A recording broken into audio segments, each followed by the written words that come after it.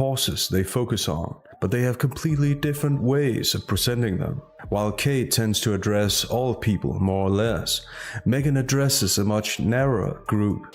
Kate's approach seems inclusive, I apologize for this word, and calm, while Meghan's approach seems excluding and fear. AmEx just dropped a huge shock on Harry and Meghan, and this time it's loud. That California dream didn't slowly fade away.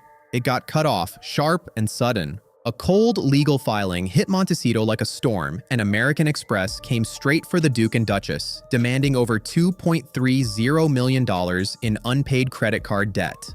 This wasn't some quiet reminder or polite notice. This was bold, public, and impossible to ignore, and it only gets messier from here. Stack on interest, penalties, and legal fees, and that number could shoot past $5 million before anyone can blink. That picture-perfect lifestyle they've been showing off, it's starting to look shaky, like the bills finally showed up and refused to stay hidden. What once looked smooth now feels tight, like pressure is closing in from all sides. But that lawsuit, that was just the opening move. The real tension had already been building across the ocean, inside the same royal system they once walked away from. And now it's clear, that system hasn't forgotten a thing. The monarchy still holds power, keeps records, and knows exactly when to make a move and be felt. This situation is growing into something way bigger than money. It's like a spotlight just snapped on, aimed straight at everything tied to the Sussex brand. Media deals, partnerships, business moves. Nothing is sitting in the dark anymore. Every step is being watched closely, and while the lawsuit lit the spark, it feels like something bigger is watching from behind the scenes. There's a strong sense that powerful eyes are locked in now. And then, just days later, things took an even sharper turn. Movements started in the UK, and not in a supportive way. No sympathy, no backing, just a clear signal that everything had escalated. This wasn't just financial pressure anymore, it was becoming official business.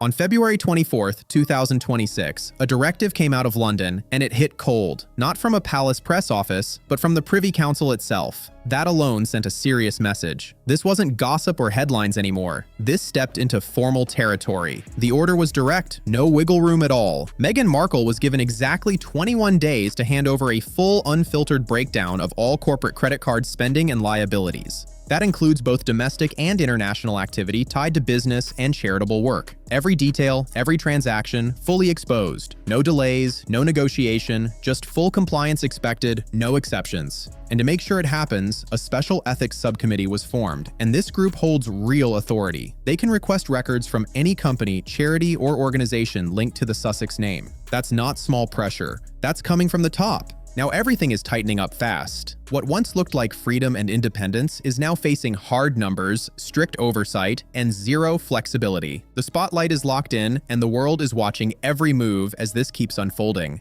This wasn't random timing either. This was fast, precise action, like a system moving with intention. That 21-day deadline wasn't picked by chance. People close to the palace made it clear. It was a calculated legal move, lined up perfectly with the High Court's next session. Every step felt calculated, every move lined up perfectly, nothing left to chance. And the warning behind it? Heavy. Ignore the order and things escalate fast. No delays, no second chances. This wasn't about sending another tough letter. This cracked the door wide open for the state to step in with serious authority. We're talking real legal power, bringing in forensic accountants backed by warrants, ready to dig through everything. From Archewell's secured systems to personal cloud storage, even complex offshore accounts. Nothing off limits, full exposure, no filters. The message couldn't be clearer. Hand everything over now, or risk having it torn apart piece by piece later. No gray area, no easy way out. Just a hard line drawn right in front of them. I don't think I think, however, that if he did a program about his mother, that would be for money. Yes. And I think it would be a shocking act of further disloyalty. Pressure hit instantly, and it didn't ease up for a second. As the day started, legal notices began stacking up at the Montecito estate, turning quiet mornings into a rush of urgent deliveries that just wouldn't stop. Top-tier attorneys flew in from New York on private jets, and those fees only added more weight to the situation. Crisis communication experts, the kind called in when things go public in a big way, were brought in on expensive retainers, ready to manage the narrative before it spun out of control. That massive estate, once seen as a calm and private escape, flipped into something else entirely. It became a tense command center, packed with strategy meetings, legal breakdowns, and non-stop updates coming in from every direction. Those ocean views, they faded into the background as the pressure took over. At the same time, the US legal system started tightening its grip. The Los Angeles Superior Court locked in a default hearing for April 15, 2026, and that date carries serious weight. If they don't respond the right way, American Express could move fast. They could push for enforcement through the California Sheriff's Department, and that's where things get risky. Under California's community property laws, nearly everything could be on the table. The home, the vehicles, artwork, bank accounts, shared assets, nothing guaranteed safe once this reaches that level. The very system that was supposed to support their new life suddenly started looking like a major weakness. What once felt like a safety net now felt like a crack waiting to split wide open. Then came another hit, this time from across the Atlantic. The palace moved to pause all UK-based licensing payments and royalty streams until their internal review was complete. And the timing? Not random at all. It lined up in a way that turned up the pressure from both sides at once. Now it's a two-direction squeeze. In the US, assets are facing real risk. And in the UK, income streams are getting restricted. Financial pressure closing in from both ends, leaving almost no space to breathe or make a move. To really understand how serious this is, you have to look at what the crown actually represents. This isn't just a family. It runs like a structured institution, tightly connected to public trust and legal systems. Everything depends on order, responsibility, and especially financial discipline. For years, royal finances stayed quiet, out of reach, barely touched by public eyes. But growing attention and past controversies forced that to change. The system had to evolve, becoming more transparent, more controlled, and watched closer than ever before. And now, that same system is showing just how firm it can be when pressure builds. These weren't small concerns or casual conversations. Issues ranged from questionable financial handling tied to lesser-known royals to intense debates over how certain projects were funded. And the palace didn't brush it off. They responded with something serious. They rolled out what's known as Operation Ledger Lock. And this wasn't just a routine check. It was a full-scale forensic breakdown designed to leave nothing unchecked, nothing hidden. Leading it is Sir Malcolm Hurst, a name that carries serious weight in financial investigations. As the former head of the Serious Fraud Office in London, he's known for being sharp, precise, and completely unmoved by status or emotion. Titles don't matter, influence doesn't matter. When he steps in, everything gets examined closely and nothing slips through. No favoritism, no hesitation. He doesn't move based on feelings or family ties. He deals in numbers, records, and hard proof, and that's it. This move made one thing clear about how the palace is thinking now. No more quiet handling. No more soft internal fixes hiding behind closed doors. Everything has to be documented, verified, and proven step by step. No exceptions. Hurst's first mission? Audit the royal household itself. Set a standard so solid that no one could question it later. And this wasn't kept private either. The entire process was designed to be visible, tracked, and even challenged by the public. Every grant from royal patronages, every donation to charities, every payment to vendors, everything got logged, checked, and matched line by line. No gaps, no loose ends, nothing slipping through unnoticed. Then came a bold shift that pushed things even further. Transparency didn't stop at internal records, it went public in a big way. Open source spreadsheets were released online, putting the data right in front of everyone. Now anyone could dig in. Journalists, everyday people, online communities, all going through details, breaking things down, questioning numbers. Financial records turned into something the public could actually see and verify for themselves. Princess Anne stepped in personally too, making sure her own funding and patronage money were included in the audit. That move carried serious weight. It showed this wasn't about pointing fingers at one side, it was about setting a shared standard across the board. Major organizations like the Royal Foundation and the Earthshot Prize had their records opened up, right alongside smaller charities that rarely get attention, like the Highland Pony Rescue Trust. Big or small, it didn't matter. Everything went under review. Early findings started to paint a very clear picture. Reports showed royal charities operating at around 99.8% efficiency, meaning nearly every pound donated actually reached its intended purpose. That number wasn't just a stat, it became part of a much bigger message inside the institution. And that message served two clear purposes. First, it protected against claims that this was targeted or personal. Second, it created a visible, measurable benchmark that anyone could understand and compare against. So when the Sussex financial records come into focus, they won't be judged on their own. Any missing details, redactions, or unusual spending patterns will be lined up directly against these clean public ledgers, and that comparison could raise serious questions fast. That's where the real pressure starts to build. The same level of attention that once worked in their favor is now turning into a system of accountability, and it's hitting hard.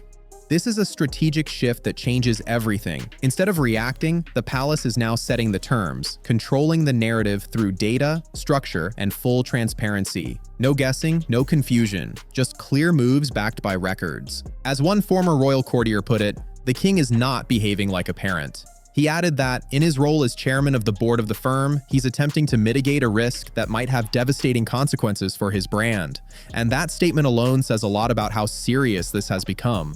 That's where things started flipping inside what people began calling the Montecito War Room. While London stayed calm, controlled, and tightly organized, the energy in California shifted fast. The Sussex estate turned into controlled chaos almost overnight. Those black SUVs pulling into the driveway weren't bringing celebrities or wellness figures this time. Now it was serious professionals, bankers, forensic accountants, legal teams, stepping out with hard cases packed full of documents and files. And above it all, paparazzi and drones hovering nonstop, refusing to back off. That constant buzz in the air made everything feel even more intense, like the pressure never switched off for a second. Inside the house, there was no calm left, no quiet moments. It felt like a live crisis center running around the clock. Lawyers and accountants took over the dining table, going page by page, breaking everything down in detail. They debated what could be handed over to auditors and what needed to stay protected under legal privilege. Every single detail mattered, every call carried weight, and there was no room for mistakes. At the same time, the financial pressure didn't slowly build.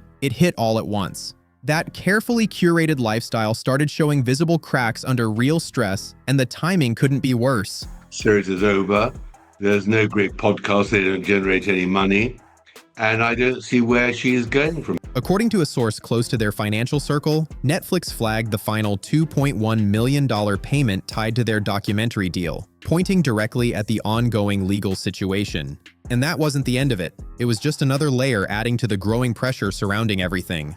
A major podcast platform reportedly moved to shut down its deal, pointing straight to moral clauses and financial concerns written into the contract. Just like that, key income streams started drying up at the exact moment they were needed most, and the timing couldn't be worse. That bigger vision of building a billion-dollar brand? It started slipping fast, losing grip piece by piece. Reports suggest access to cash was shrinking just as quickly as momentum disappeared, creating a serious gap between image and reality. Then came one of the most revealing moments yet.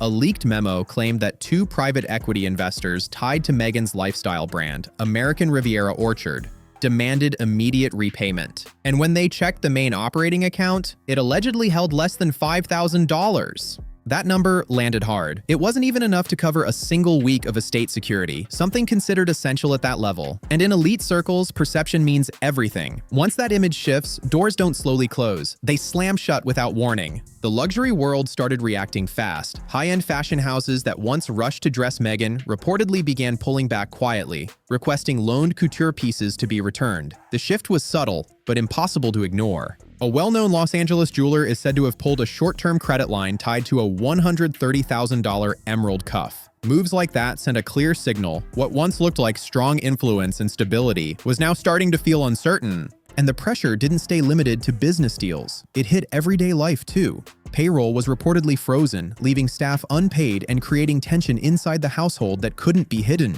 The private security team, once a key part of their setup, was reduced in size. Household staff were called into urgent meetings and warned to prepare for major cuts in hours, shifting the entire atmosphere inside the home. What used to feel structured and controlled turned into constant uncertainty. Daily life became non-stop Zoom calls with lawyers and financial advisors, replacing any sense of routine or normal flow. Every decision now carried legal and financial consequences. Nothing was simple anymore. Even personal expenses were affected, with accounts reportedly frozen and access tightened. Regular costs, like school fees, music lessons, and summer plans, suddenly turned into real concerns instead of routine payments. And behind it all, the pressure just kept building with no clear sign of slowing down. There was growing concern around Prince Harry's inheritance from Princess Diana, and this part hit especially sensitive territory. At one point, it was seen as a protected financial cushion. Something separate, something safe, something untouchable. But legal experts started raising serious warnings. If any of those funds were ever mixed into shared accounts or used jointly, creditors could argue they fall under community property rules, and that changes everything in an instant. Because if that line gets crossed, even deeply personal assets could be pulled into the situation. What once felt protected could suddenly be exposed, and that risk alone added a whole new level of tension. Now, everything feels out in the open, from public image to private finances. What once looked like full control has shifted into something else entirely. Every move being watched, questioned, and calculated from every angle. And if those funds were mixed the way experts warned, then the danger isn't theoretical anymore. It becomes very real, very fast. What once felt locked and secure could get dragged into the same storm as everything else. At that point, the Montecito mansion didn't feel like a dream home anymore. It felt tense, restricted, and under pressure from all sides. The atmosphere changed, and it wasn't subtle. This situation didn't stay contained either. It stretched across borders, turning into something far more complicated. Now it's a legal maze running through two different countries, each with its own systems, rules, and consequences. And managing that kind of pressure at the same time is no small task. Then things escalated even further because of how public and high-profile everything had become. The US government stepped in deeper, adding another layer that couldn't be ignored. The Internal Revenue Service decided to take a closer look, issuing a Section 7602 demand, a serious legal order requiring detailed financial records going back 3 years for any business tied to the Sussex name. That's not routine paperwork. That's a deep-level audit. Investigators were reportedly digging into spending that may have been claimed incorrectly, reviewing deductions tied to clothing, travel, and even private jet use, all labeled as business expenses. Every detail under review, nothing overlooked. That level of scrutiny carries real consequences. Even without criminal charges, the reputational impact alone could hit hard and spread fast. And on top of that, civil penalties for underpayment can reach as high as 75%, adding serious financial weight to an already intense situation. The ripple effect didn't stop there. It spread quickly through connected networks. Charities and nonprofit groups linked to the Sussex Circle started reacting fast, with board members raising concerns about their own exposure and what this could mean for them moving forward. Pressure for full cooperation with federal investigators started rising fast, and suddenly, being linked to Archewell or the Sussex brand didn't feel like an advantage anymore. It started to look like a serious risk instead. Projects were paused, fundraising slowed down, partnerships began stepping back quietly, trying to avoid getting pulled into something bigger than expected. What took years to build, a wide network of influence and collaboration, now started to feel more like a chain of potential liability. Meanwhile, across the Atlantic, the UK side was getting ready to act. Palace legal teams made it clear, if debts stayed unpaid or cooperation didn't meet expectations, the Crown could support creditors trying to enforce judgments across borders. And that's where things take a much heavier turn. There are legal pathways that allow a California court decision to be recognized and enforced in the United Kingdom. That opens the door to actions far beyond basic collections. It moves into serious territory quickly. In a worst-case scenario, it could lead to asset actions within the UK, including financial interests or income streams like book royalties. And under certain conditions, even more sensitive discussions could come into play, like royal titles. As a constitutional expert from Cambridge put it, a royal title is a gift of the king, and in no way is it a right. That statement carries real weight, especially in situations where public trust and institutional reputation are under pressure.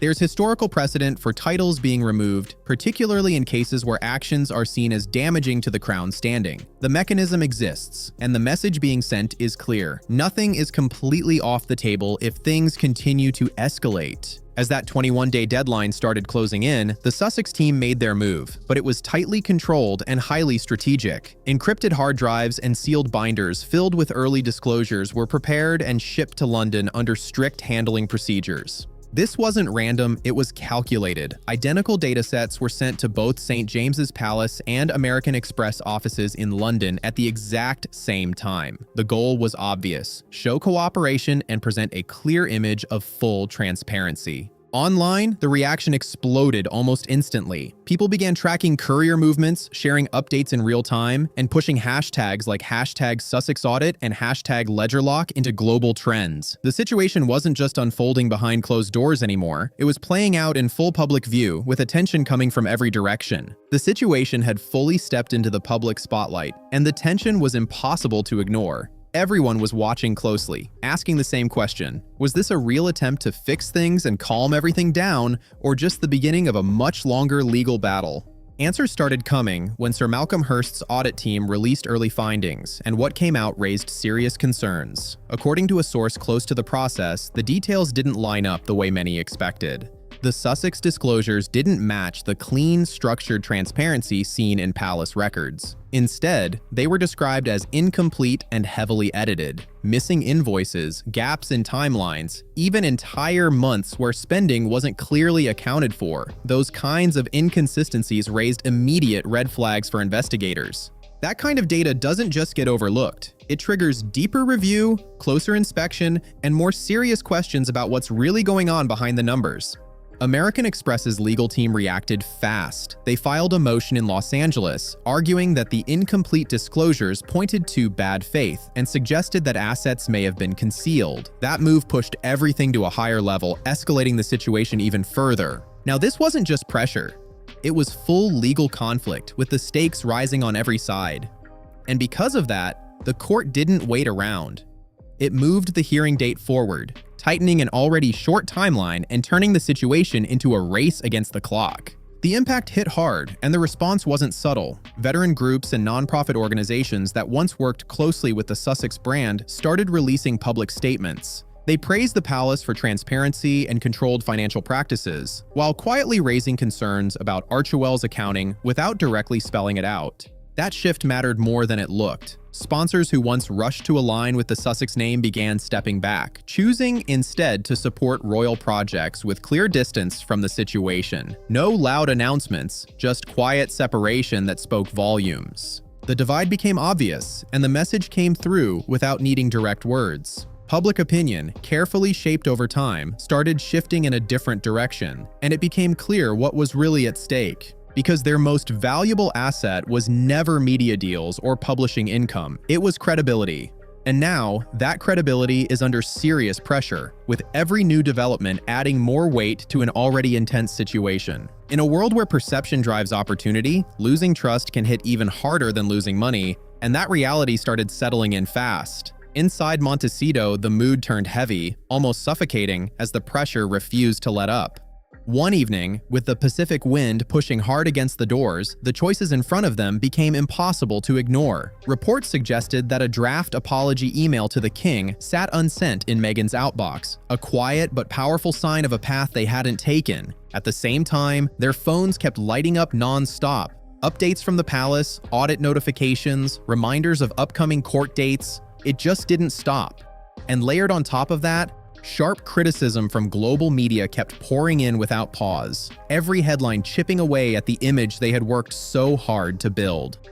Now everything comes down to what's inside those encrypted hard drives and the stacks of documents that followed. Those files aren't just paperwork, they carry weight. They could shape everything that happens next, every outcome, every consequence. The decisions ahead might look simple on the surface, but they come with serious impact. Full transparency, handing everything over without edits, could help settle the legal fight. But it also risks exposing private details, financial realities, and the true scale of their lifestyle in a way that can't be undone. On the other side, holding things back brings its own risks. That path could trigger even more legal action, putting assets, income streams, and long-term stability under serious threat. It could even push the situation into deeper territory, where titles and status start being questioned more openly.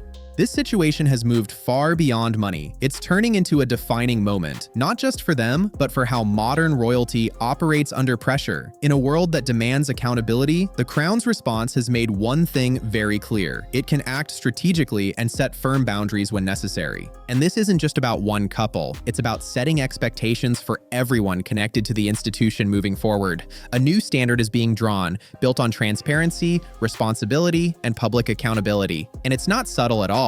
It's playing out in real time, right in front of the world. At the center of it all is a deeper tension that can't be ignored anymore. The challenge of holding on to the image and advantages of royal status, while stepping away from the structure and scrutiny that comes with it, is now fully exposed. Right now, global attention is locked in. People are watching closely as everything unfolds because at this stage, the future of a prince and a duchess, their brand, their finances, their long-term legacy, isn't being shaped by interviews or headlines anymore. It's being decided by documents, by decisions, and by what can actually be proven when it matters most. If you're watching this and have thoughts, drop them in the comments below. If this breakdown made you see things differently, hit subscribe and stay locked in for more deep dives like this. Don't forget to like the video and share it with someone who needs to see it.